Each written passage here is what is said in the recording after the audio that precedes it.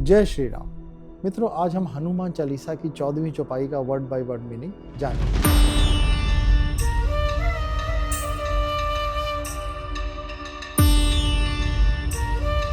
चौपाई है सनकादिक ब्रह्मादि मुनीसा नारद सारद सहित अहिसा। सनकादि 4 कुमार ब्रह्मा सहित सभी देव, ऋषि मुनि जैसे नारद और मां सरस्वती और विष रहित शेषनाग भी आपका गुणगान करने में समर्थ नहीं है। यहाँ पर पिछली चौपाई का ही आगे का डिस्कशन किया गया है, जहाँ पिछली चौपाई में हमने देखा था कि 1000 मुखों वाले शेषनाग भी हनुमान जी के यश की पूरी गाथा नहीं गा पाते, और यहाँ इस 14वीं चौपाई में भी हमें शेषनाग के अलावा भी दूसरे कई नाम देखने को मिलता है। सबसे पहले सनकादि का नाम आता है।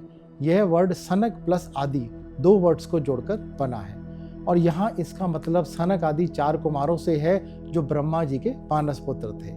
इनके नाम हैं सनक, सनंदन, सनातन और सनत कुमार। ये चारों ही हमेशा 5 साल के बच्चों के रूप में ही रहते हैं। इन्होंने पूरी जिंदगी ब्रह्मचारी रहने का प्रण लिया है। ये बहुत ही ज्ञानी और इन्हें वेद और बाकी शास्त्रों का पूरा ज्ञान है, लेकिन ये फिर भी हनुमान जी की महिमा का पूरा गान करने में समर्थ नहीं है। मित्रों, खुद ब्रह्मांड की रचना करने वाले ब्रह्मा जी और स्वर्ग में रहने वाले देवता भी हनुमान जी के यश और महिमा के शब्दों में बखान नहीं कर सकते हैं।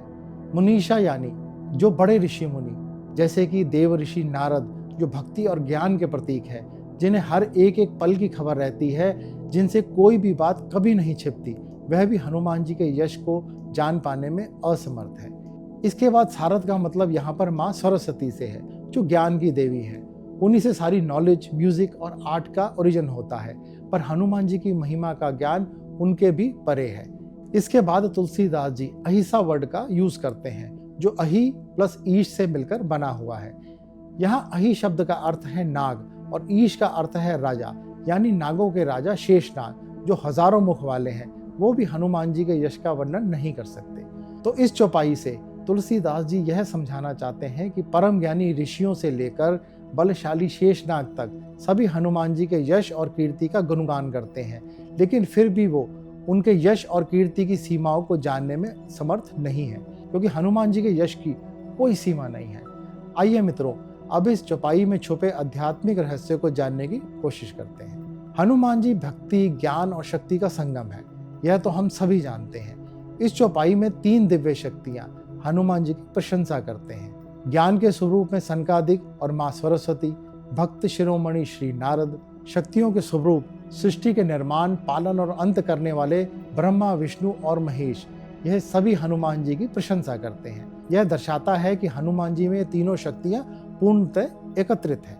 हनुमान जी की भक्ति, चरित्र, विनय और सामर्थ्य सामान्य नहीं, अद्वितीय है। मित्रों, यहाँ पर एक और बहुत अच्छी बात हमें समझने को मिलती है। जब सभी ऋषि मुनि, देवी देवता श्री हनुमान जी का गुणगान करते हैं, तो यदि हम सब भी श्री हनुमान जी की भक्ति करें और उनके यश का गान करें, तो कहीं ना कहीं हम भी इन सभी की कृपा का पात्र बन सकते हैं। यह अपने आप में कितना अद्भुत संदेश है जो श्री तुलसीदास जी ने हमें इस चौपाई में दिया है, कि जो व्यक्ति हनुमान जी की शरण में आता है, उसकी रक्षा स्वयं सभी देवी देवता खुद करते हैं। वैसे भी यह कहा गया है कि जा पर कृपा राम की होई, ता पर कृपा करे सब कोई। इसका अर्थ है कि जिन पर श्री राम की कृपा हो गई, उन पर सभी कृपा करते हैं। यहाँ इस चौपाई का अर्थ है कि जिस प्रकार से वृक्ष की जड़ को पानी देने से संपूर्ण वृक्ष हरा भरा रहता है, उसी प्रकार से श्री हनुमान जी की भक्ति करने से सभी देवी देवताओं की कृपा प्राप्त होती है। इसकी अगली चौपाई में तुलसीदास जी ने कुछ और देवताओं का नाम लिया है जो हनुमान जी के यश का गुणगान करते हैं। तो अगली आने वाली चौपाई में हम उसके बारे में जानेंगे। तब तक के लिए अपना ख्याल रखिए, प्रसन्न रहें, स्वस्थ रहें। जय श्री हनुमान, जय श्री राम।